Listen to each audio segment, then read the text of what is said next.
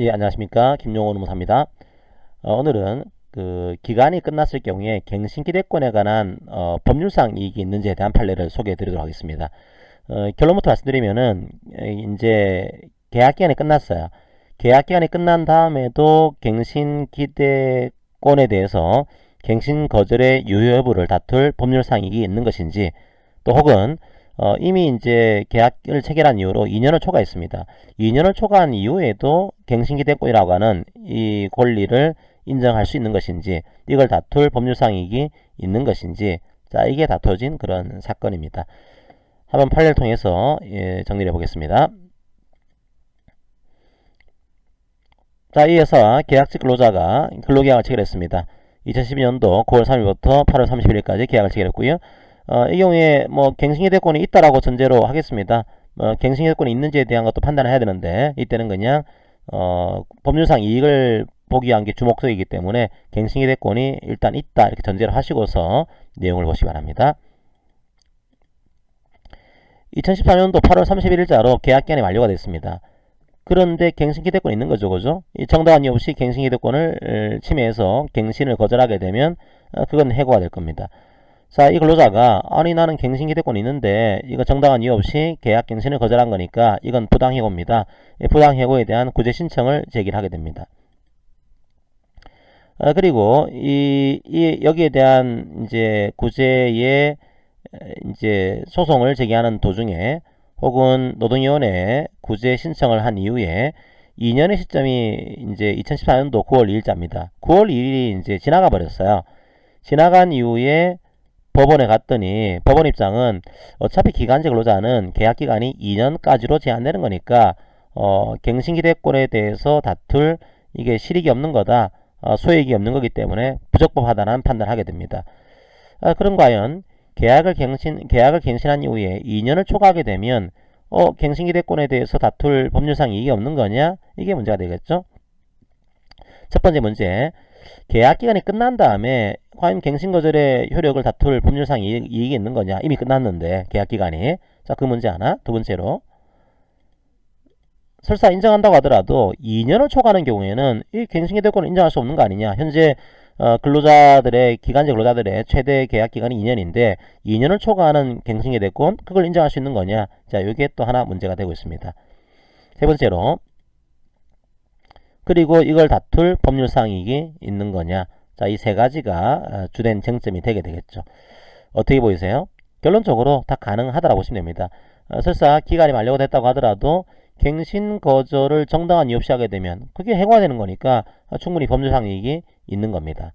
그리고 두 번째로, 2년을 넘는 갱신기대권을 인정할 그런 필요가 없을까요? 그렇지 않습니다. 어차피 기간제법은 기간제 근로자의 지위를 보장하겠다, 이게 목적인 거니까 2년을 초과하는 갱신기대권을 부정할 이유가 없다는 거예요. 2년을 초과하더라도 갱신기대권을 인정할 수 있으니까 판단해야 되는 거다, 이게 법원 입장입니다. 그래서 여기에 대한 법률상 이익도 있는 것으로 우리 판례가 보게 됩니다. 한번 판례의 판결 요지를 보도록 할게요. 이건 지속적으로 얘기가 나오고 있죠. 원래 계약이 끝나게 되면은, 기간이 끝나게 되면 당연 퇴직이 원칙인 건데, 갱신 기대권이 인정되는 경우에는 이 부당한 갱신 거절은 부당해고와 마찬가지로 효력이 없다. 그리고 이 경우에는 계약기간이 만료가 된 후에도 갱신 거절의 유효 여부를 다툴 법률상 이익을 가집니다.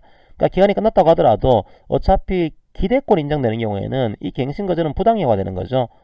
계약기간이 끝났다고 하더라도 이걸 다툴 법률상 이익은 당연히 가지게 됩니다. 첫 번째 문제는 해결됐어요.